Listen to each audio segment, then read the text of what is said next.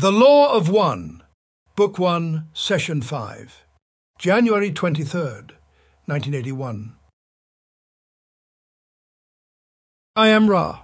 I greet you in the love and the light of the infinite Creator. I communicate now. The last time we communicated, we were speaking of learning of healing. It is my impression that from what you gave to us in the earlier session, that it is necessary to first purify the self by certain disciplines and exercises. Then, in order to heal a patient, it is necessary, by example, and possibly certain exercises, to create a mental configuration in the patient that allows him to heal himself. Am I correct? I am Ra. Although your learn understanding distortion is essentially correct, your choice of vibratory sound complex is not entirely as accurate as this language allows. It is not by example that the healer does the working. The working exists in and of itself. The healer is only the catalyst, much as this instrument has the catalysis necessary to provide the channel for our words. Yet by example or exercise of any kind can take no thought for this working. The healing working is congruent in that it is a form of channeling some distortion of the intelligent infinity. We have decided to accept, if offered, the honor duty of learning, teaching the healing process. I would ask as to the first step which we should accomplish in becoming effective healers. I am Ra. We shall begin with the first of the three teachings, learnings. We begin with the mental learned teachings necessary for contact with intelligent infinity. The prerequisite of mental work is the ability to retain silence of self at a steady state when required by the self. The mind must be opened like a door. The key is silence. Within the door lies an hierarchical construction you may liken unto geography and in some ways geometry, for the hierarchy is quite regular, bearing inner relationships. To begin to master the concept of mental discipline, it is necessary to examine the self. The polarity of your dimension must be internalized. Where you find patience within your mind, you must consciously find the corresponding impatience and vice versa. Each thought that a being has in its turn an antithesis. The disciplines of the mind involve, first of all, identifying both those things of which you approve and those things of which you disapprove within yourself, and then balancing each and every positive and negative charge with its equal. The mind contains all things. Therefore, you must discover this completeness within yourself.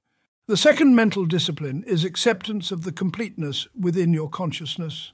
It is not for a being of polarity in the physical consciousness to pick and choose among attributes, thus building the roles that cause blockages and confusions in the already distorted mind complex. Each acceptance smooths part of the many distortions that the faculty you call judgment engenders. The third discipline of the mind is a repetition of the first, but with the gaze outward towards the fellow entities that it meets. In each entity there exists completeness. Thus, the ability to understand each balance is necessary. When you view patience, you are responsible for mirroring in your mental understanding patience, impatience. When you view impatience, it is necessary for your mental configuration of understanding to be impatience, patience. We use this as a simple example. Most configurations of mind have many facets. An understanding of either self-polarities or what you would call other self-polarities can and must be understood as subtle work. The next step is the acceptance of the other self-polarities, which mirrors the second step. These are the first 4 steps of learning mental discipline. The 5th step involves observing the geographical and geometrical relationships and ratios of the mind, the other mind, the mass mind, and the infinite mind. The second area of learned teaching is the study and understanding of the body complexes. It is necessary to know your body well. This is a matter of using the mind to examine how the feelings, the biases, what you would call the emotions, affect various portions of the body complex. It shall be necessary to both understand the bodily polarities and to accept them, repeating in a chemical physical manifestation the work you have done upon the mind, be thinking the consciousness. The body is a creature of the mind's creation. It has its biases. The biological bias must be first completely understood, and then the opposite bias allowed to find full expression in understanding. Again, the process of acceptance of the body as a balanced as well as polarized individual may then be accomplished. It is then the task to extend this understanding to the bodies of the other selves whom you will meet. The simplest example of this is the understanding that each biological male is female. Each biological female is male. This is a simple example. However, in almost every case wherein you are attempting the understanding of the body of self or other self, you will again find that the most subtle discernment is necessary in order to fully grasp the polarity complexes involved.